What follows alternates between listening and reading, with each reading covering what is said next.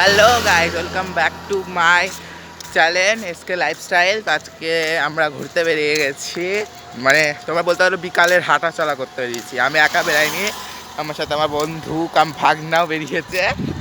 তো এই মুহূর্তে আমরা কৃষক মান্ডি, যারা আমার আগে প্রথম ব্লগটা দেখেছে, ওখানে চলে এসেছি প্রায়, মানে আর একটু 4-5 হাত গেলেই কৃষক মান্ডির পড়ে যাবে।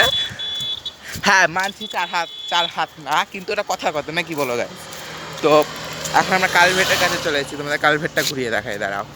বলবে কালভেট আমরা করেছি। কালভেটের হাল কিন্তু বেহাল। তো আগে আমরা এখানে মাছ ধরতাম, মানে ছোটো ছোটো অনেক মাছ উঠতো, মাছ ধরেছি, কিন্তু এখন আর এখানে ধরা তো দেয় না, অসম্ভব।